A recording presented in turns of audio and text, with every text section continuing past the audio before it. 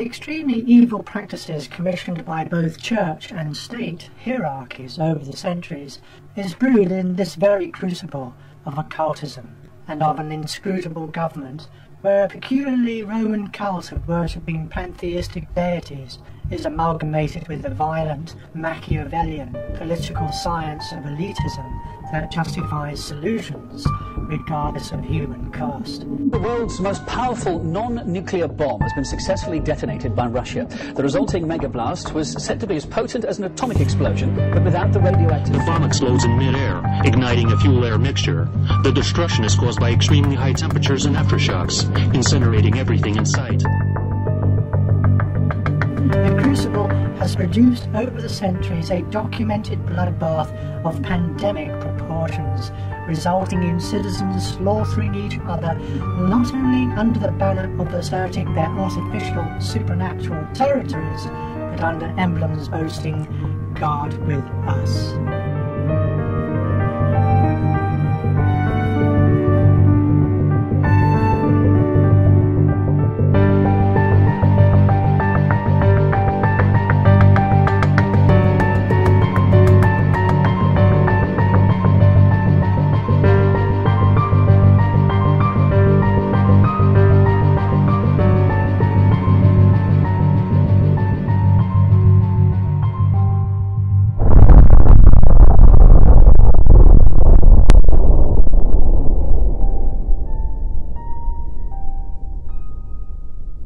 This type of God is an enemy of Jesus Christ.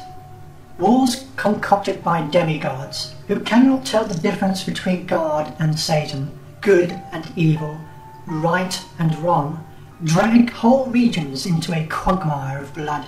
When God and Satan become one in the minds of those who have prostituted their intellect and reason to seductive portrayals given by dead men's voices in the Ancient and Old Testament stories, instead of to the living portrayal given by the living words of a compassionate Christ, the spirit of religion and government becomes one of deception, cruel manipulation, and deep spiritual psychosis.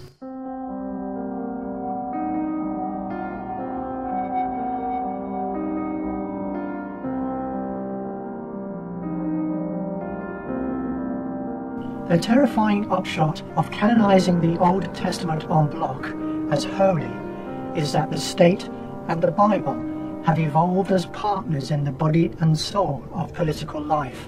Both secular and religious mindsets have been conditioned to use fear as the means of social and political control, which is the type of fear that springs from a deep-seated ignorance of the true nature of God and therefore of human life, created in His image. Life.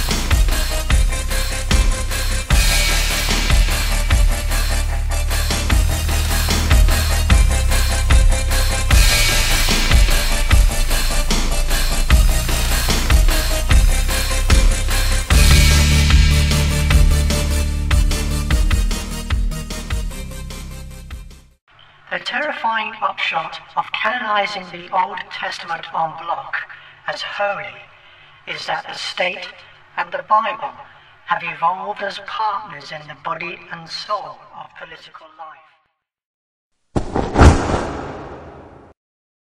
The most powerful weapon on earth is fear. All that follows is destruction and carnage. Jesus Christ came principally to remove the texts of belief systems that legitimize the use of fear. He exposed the ignorance belying a portrayal of an awesome God of vengeance and destruction by showing them a living example of God's love and forgiveness. Their reaction to his uncompromising attack on their ignorant ways and ignorant beliefs was to retreat into their war cabinet, where stiff-necked conspirators argued with nihilistic clarity for his destruction. Here's a piece from the Gospel. Then one of them, named Caiaphas, who was high priest that year, spoke up. You know nothing at all. You do not realize that it is better for you that one man die for the people than that the whole nation perish. The irony is that their nihilistic logic had nil effect in preventing calamity falling on them like masonry, literally. Moreover, just 40 years after failing to kill God's Son, they were crushed by the Roman militia and dispersed for 2 millennia. Even Jerusalem does not belong to them today. This is what happens when you try to murder God. Their life story is a historical illustration of stiff-necked people everywhere.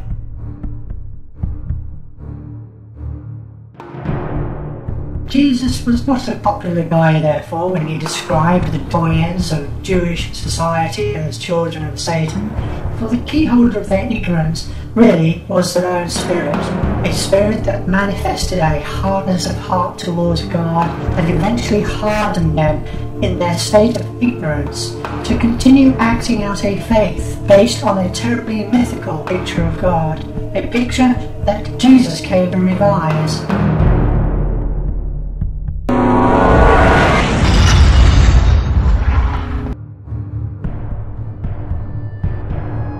God, the revisionist, revising texts he never inspired in the first place, not as a historian trapped in the small world of Judaism, but as the word that has authority over life and death.